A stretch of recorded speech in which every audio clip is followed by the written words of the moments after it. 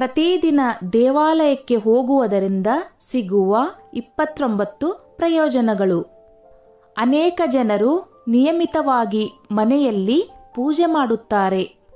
ಆಗಾಗ ದೇವಾಲಯದ ದರ್ಶನಕ್ಕೆ ಹೋಗುತ್ತಾರೆ. ಆದರೆ ಪ್ರತಿನಿತ್ಯ ದೇವಸ್ಥಾನಕ್ಕೆ ಹೋಗುವುದರಿಂದ ಒಂದಲ್ಲ 29 ಲಾಭಗಳಿವೆ. ಪ್ರತಿಯೊಬ್ಬ ವ್ಯಕ್ತಿಯು ದೇವರ ಬಗ್ಗೆ ಗೌರವವನ್ನು ಹೊಂದಿರುತ್ತಾನೆ. ಅದಕ್ಕಾಗಿಯೇ ನಮಗೆ ಯಾವುದೇ ತೊಂದರೆಯಾದಾಗ ಮೊದಲು ನಾವು ದೇವರನ್ನು ಸ್ಮರಿಸುತ್ತೇವೆ. ಪ್ರತಿ ಹಿಂದೂ ಕುಟುಂಬದಲ್ಲಿ ದೇವರು ಮತ್ತು ದೇವತೆಗಳನ್ನು ಪ್ರತಿದಿನ ಪೂಜಿಸಲಾಗುತ್ತದೆ. ಆದರೆ ಮನೆಯಲ್ಲಿ ಪೂಜೆ ಮಾಡುವುದರ ಜೊತೆಗೆ ದೇವಸ್ಥಾನಕ್ಕೂ ಹೋಗಬೇಕು. ಪ್ರತಿದಿನ ದೇವಾಲಯಕ್ಕೆ ಹೋಗುವುದರಿಂದ ಸಿಗುವ 29 ಪ್ರಯೋಜನಗಳಿವೆ. ಈ ಪ್ರಯೋಜನಗಳನ್ನು ವೈಜ್ಞಾನಿಕ ಆಧಾರದ ಮೇಲೆ ಮತ್ತು ಶಾಸ್ತ್ರಗಳಲ್ಲಿ ಪ್ರಯೋಜನಕಾರಿ ಎಂದು ಪರಿಗಣಿಸಲಾಗಿದೆ.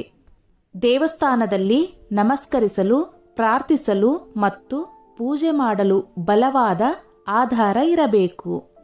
ಇದು ಖಂಡಿತವಾಗಿಯೂ ಜೀವನದಲ್ಲಿ ಅನೇಕ ಸಂತೋಷದ ಬದಲಾವಣೆಗಳನ್ನು ತರುತ್ತದೆ.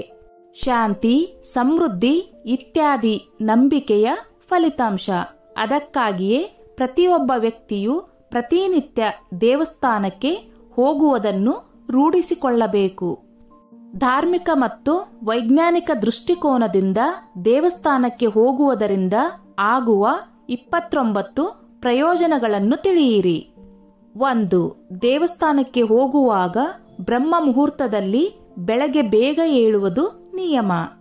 ಮುಂಜಾನೆ ಬೇಗ ಏಳುವುದರಿಂದ ನೀರು ಕುಡಿಯುವುದು, ಮಲವಿಸರ್ಜನೆ, ಹಲ್ಲುಜ್ಜುವುದು, ಸ್ನಾನ ಇತ್ಯಾದಿ ನಮ್ಮ ದೈನಂದಿನ ಚಟುವಟಿಕೆಗಳು ಬಹಳ ಬೇಗ ಮುಗಿದು ಹೋಗುತ್ತವೆ. 2. ನಮ್ಮ ಮನೆಯಿಂದ ಹತ್ತಿರದ ದೇವಸ್ಥಾನಕ್ಕೆ ನಡೆದುಕೊಂಡು ಹೋಗುವುದರಿಂದ ವ್ಯಾಯಾಮವಾಗುವ ಜೊತೆಗೆ ಉತ್ತಮ ಪ್ರಾಣವಾಯು ಸೇವನೆ ಮಾಡಿದಂತಾಗುತ್ತದೆ.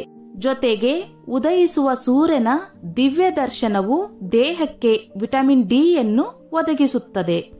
3. ದೇವಾಲಯದ ಗಂಟೆಯನ್ನು 7 ಸೆಕೆಂಡ್ ಬಾರಿಸುವುದರಿಂದ ಮತ್ತು ಅದರ ಶಬ್ದದತ್ತ ಮನಸ್ಸನ್ನು ಕೇಂದ್ರೀಕರಿಸುವುದರಿಂದ ನಮ್ಮ ಮನಸ್ಸು ಎಲ್ಲಾ ಲೌಕಿಕ ವ್ಯತ್ಯಾಸಗಳಿಂದ ದೂರ ಸರಿಯುತ್ತದೆ ಮತ್ತು ಭಗವಂತನ ಪಾದದಲ್ಲಿ ಶರಣಾಗುತ್ತದೆ. 4. ದೇವಸ್ಥಾನದಲ್ಲಿ ದೇವರಿಗೆ ಅರ್ಪಿಸುವ ಪರಿಮಳಯುಕ್ತ ಹೂಗಳ ಸುವಾಸನೆಯು ಆರೋಗ್ಯ ಪ್ರಯೋಜನಗಳನ್ನು ನೀಡುತ್ತದೆ ಮತ್ತು ಉತ್ಸಾಹವನ್ನು ಹೆಚ್ಚಿಸುತ್ತದೆ. 5. ದೇವಾಲಯದಲ್ಲಿ ಅರ್ಪಿಸುವ ವಿವಿಧ ಬಣ್ಣಗಳ ವಿವಿಧ ಹೂಗಳಿಂದ ನಾವು ಆರಾಮವನ್ನು ಪಡೆಯುತ್ತೇವೆ. 6. ದೇವಸ್ಥಾನದಲ್ಲಿ ಕರ್ಪೂರ, ಅಗರಬತ್ತಿ ಮತ್ತು ಧೂಪದ್ರವ್ಯದ ದೈವಿಕ ಪರಿಮಳವು ನಮ್ಮ ರೋಗ ನಿರೋಧಕ ಶಕ್ತಿಯನ್ನು ಹೆಚ್ಚಿಸುತ್ತದೆ ಮತ್ತು ನಕಾರಾತ್ಮಕತೆಯನ್ನು ತೆಗೆದುಹಾಕುತ್ತದೆ. 7. ದೇವಾಲಯದಲ್ಲಿ ನಾವು ನಮ್ಮ ಜೀವನದ ಗುರಿಗಳನ್ನು ನೆನಪಿಸಿಕೊಳ್ಳುತ್ತೇವೆ ಮತ್ತು ಯಶಸ್ಸಿಗೆ ದೇವರ ಆಶೀರ್ವಾದವನ್ನು ಪಡೆಯುತ್ತೇವೆ. 8. ಬೆಳಗ್ಗೆ ಎದ್ದ ತಕ್ಷಣ ಆ ದಿನದ ಕೆಲಸದ ಪಟ್ಟಿ ಬರೆದು ದೇವಸ್ಥಾನಕ್ಕೆ ತೆಗೆದುಕೊಂಡು ಹೋಗುತ್ತೇವೆ. ಅಲ್ಲಿ ಆ ಎಲ್ಲಾ ಕಾರ್ಯಗಳನ್ನು ಪೂರ್ಣಗೊಳಿಸಲು ಶ್ರಮಿಸುವ ಪ್ರತಿಜ್ಞೆಯನ್ನು ಸಹ ತೆಗೆದುಕೊಳ್ಳುತ್ತೇವೆ. 9. ನಾವು ದೇವಸ್ಥಾನದಲ್ಲಿ ಆರತಿ ಮತ್ತು ಕೀರ್ತನೆಯ ಸಮಯದಲ್ಲಿ ಗಂಟೆಯನ್ನು ತಟ್ಟಿದಾಗ ನಾವು ಈ ಆಕ್ಯುಪ್ರೆಷರ್ನಿಂದ ಆರೋಗ್ಯ ಪ್ರಯೋಜನಗಳನ್ನು ಪಡೆಯುತ್ತೇವೆ. 10. ಆರತಿಯ ಸಮಯದಲ್ಲಿ ಸಣ್ಣ ಗಂಟೆ ಬಾರಿಸುವ ಮೂಲಕ ನಮ್ಮ ಪಿತ್ತದೋಷವು ಸಮತೋಲನಗೊಳ್ಳುತ್ತದೆ.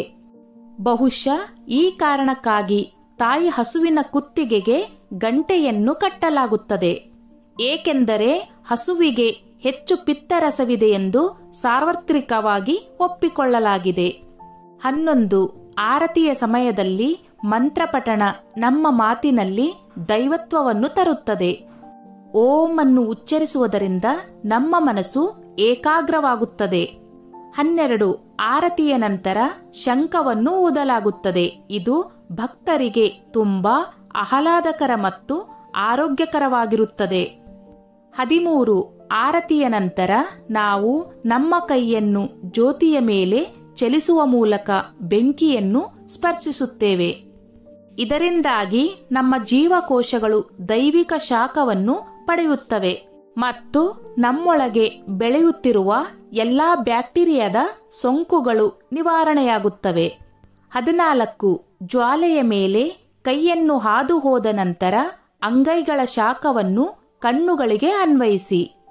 ಇದರ ಶಾಖವು ಕಣ್ಣುಗಳ ಹಿಂದಿನ ಸಣ್ಣ ರಕ್ತನಾಳಗಳನ್ನು ತೆರೆಯುತ್ತದೆ ಮತ್ತು ಅವುಗಳಲ್ಲಿ ಹೆಚ್ಚಿನ ರಕ್ತವು ಹರಿಯಲು ಪ್ರಾರಂಭಿಸುತ್ತದೆ. ನಮ್ಮ ಕಣ್ಣುಗಳ ಬೆಳಕು ಹೆಚ್ಚಾಗುತ್ತದೆ. 15 ಆರತಿಯ ನಂತರ ನಾವು ನಮಸ್ಕರಿಸುತ್ತೇವೆ ಮತ್ತು ನಮ್ಮ ತಲೆಯನ್ನು ಭೂಮಿಯ ಮೇಲೆ ಇಡುತ್ತೇವೆ. ಇದರಿಂದ ನಮ್ಮ ಅಹಂಕಾರವು ಮಾಯವಾಗಿ ಭೂಮಿಯಲ್ಲಿ ವಿಲೀನಗೊಳ್ಳುತ್ತದೆ. 16 ದೇವಸ್ಥಾನದಲ್ಲಿ ದೇವರ ದರ್ಶನ ಪಡೆದ ನಂತರ ತುಳಸಿ ಚರಣಾಮೃತ ಪ್ರಸಾದ ಸಿಗುತ್ತದೆ. ಚರಣಾಮೃತವು ಹಸುವಿನ ಹಾಲು, ಮೊಸರು, ಜೇನುತುಪ್ಪ, ಸಕ್ಕರೆ, ಮಿಠಾಯಿ, ಗಂಗಾಜಲ್ ಮತ್ತು ತುಳಸಿಯಿಂದ ತಯಾರಿಸಿದ ಮತ್ತು ವಿಶೇಷ ಲೋಹದ ಪಾತ್ರೆಯಲ್ಲಿ ಇರಿಸಲಾದ ದೈವಿಕ ಪಾನೀಯವಾಗಿದೆ. ಆಯುರ್ವೇದದ ಪ್ರಕಾರ ಈ ಚರಣಾಮೃತವು ನಮ್ಮ ದೇಹದ ಎಲ್ಲಾ 3 ದೋಷಗಳನ್ನು ಸಮತೋಲನಗೊಳಿಸುತ್ತದೆ. 17 ಚರಣಾಮೃತದೊಂದಿಗೆ ಕೊಟ್ಟ ತುಳಸಿಯನ್ನು ಜಗಿಯದೆ ನುಂಗುತ್ತೇವೆ. ಆದ್ದರಿಂದ ನಮ್ಮ ಎಲ್ಲಾ ರೋಗಗಳು ಗುಣವಾಗುತ್ತವೆ. 18 ದೇವಸ್ಥಾನದಲ್ಲಿ ಪೂಜೆ ಸಲ್ಲಿಸಿದ ನಂತರ ದೇವರ ವಿಗ್ರಹಕ್ಕೆ ಪ್ರದಕ್ಷಿಣೆ ಹಾಕಿದಾಗ ಇದರಿಂದಾಗಿ ಇಡೀ ಬ್ರಹ್ಮಾಂಡದ ದೈವಿಕ ಶಕ್ತಿಯು ಗರ್ಭಗುಡಿಯ ಮೇಲ್ಭಾಗದಲ್ಲಿರುವ ಲೋಹದ ಕಲಶದಿಂದ ದೇಹಕ್ಕೆ ಹರಿಯುತ್ತದೆ. 19 ಗರ್ಭಗೃಹದ ಪ್ರದಕ್ಷಿಣೆಯ ಸಮಯದಲ್ಲಿ ನಾವು ಈ ಕಾಸ್ಮಿಕ್ ಶಕ್ತಿಯಿಂದ ಪ್ರಯೋಜನಗಳನ್ನು ಪಡೆಯುತ್ತೇವೆ. 20 ದೇವಾಲಯದ ಭೂಮಿ ಧನಾತ್ಮಕ ಶಕ್ತಿಯ ವಾಹಕವೆಂದು ಪರಿಗಣಿಸಲಾಗಿದೆ. ಈ ಶಕ್ತಿಯು ಪಾದಗಳ ಮೂಲಕವೇ ಭಕ್ತರನ್ನು ಪ್ರವೇಶಿಸುತ್ತದೆ. ಅದಕ್ಕೆ ದೇವಸ್ಥಾನದ ಒಳಗೆ ಬರಿಗಾಲಿನಲ್ಲಿ ಹೋಗುತ್ತೇವೆ. 21 ದೇವಸ್ಥಾನದಿಂದ ಹೊರಬಂದು ಮತ್ತೆ ಗಂಟೆ ಬಾರಿಸುವ ಮೂಲಕ ನಾವು ನಮ್ಮ ಲೌಕಿಕ ಜವಾಬ್ದಾರಿಗಳಿಗೆ ಮರಳುತ್ತೇವೆ. 22 ದೇವಾಲಯದಲ್ಲಿ ಸೂರ್ಯನಿಗೆ ನೀರನ್ನು ಅರ್ಪಿಸುವುದರಿಂದ ಅದರ ಲೌಕಿಕ ಕಿರಣಗಳಿಂದ ನಾವು ಪ್ರಯೋಜನ ಪಡೆಯುತ್ತೇವೆ. 23 ಅಶ್ವತ್ಥ ಮರ, ಅರಳಿ ಮರ, ಆಲದ ಮರ ಮುಂತಾದವಕ್ಕೆ ನೀರನ್ನು ನೀಡುವುದರಿಂದ ನಮಗೆ ಉತ್ತಮ ಗುಣಮಟ್ಟದ ಆಮ್ಲಜನಕವು ದೊರೆಯುತ್ತದೆ. ಇದೆಲ್ಲವೂ ಪ್ರಾಣವಾಯುವನ್ನು ಸುತ್ತಲೂ ದೊಡ್ಡ ಪ್ರಮಾಣದಲ್ಲಿ ಹರಡುವ ದೈವಿಕ ವೃಕ್ಷವಾಗಿವೆ. 24 ದೇವಸ್ಥಾನದಿಂದ ಹೊರಬಂದಾಗ ಅಲ್ಲಿ ಇರುವ ನಿರ್ಗತಿಕರಿಗೆ ನಾವು ದಾನ ಮಾಡುತ್ತೇವೆ. ಅದು ನಮ್ಮ ಮನಸ್ಸಿಗೆ ಶಾಂತಿಯನ್ನು ನೀಡುತ್ತದೆ. 25 ದೇವಸ್ಥಾನದ ಮೂಲಕ ನಮ್ಮ ಸಂಪಾದನೆಯ 1/10 ಸಮಾಜಮುಖಿ ಕಾರ್ಯಗಳಿಗೆ ವಿನಿಯೋಗಿಸುತ್ತಿದ್ದು ಸಮಾಜದಲ್ಲಿ ಸಾಮರಸ್ಯ ಸೌಹಾರ್ದತೆ ಇರುತ್ತದೆ. 26 ಇತ್ತೀಚಿನ ದಿನಗಳಲ್ಲಿ ತಾಯಿ ಹಸುವನ್ನು ನಗರದ ಮನೆಗಳಲ್ಲಿ ಸಾಕಲು ಅವಕಾಶವಿಲ್ಲ. ಆದರೆ ದೇವಸ್ಥಾನಕ್ಕೆ ಹೋಗಿ ಗೋವಿಗೆ ಹುಲ್ಲು ಕೊಟ್ಟು ನಮ್ಮ ಆಚರಣೆಗಳನ್ನು ಮುಂದುವರಿಸಬಹುದು. 27 ಪ್ರತಿನಿತ್ಯ ದೇವಸ್ಥಾನಕ್ಕೆ ಹೋಗುವುದರಿಂದ ನಮಗೆ ಹೊಸ ಮತ್ತು ಧಾರ್ಮಿಕ ವ್ಯಕ್ತಿಗಳ ಪರಿಚಯವಾಗುತ್ತದೆ.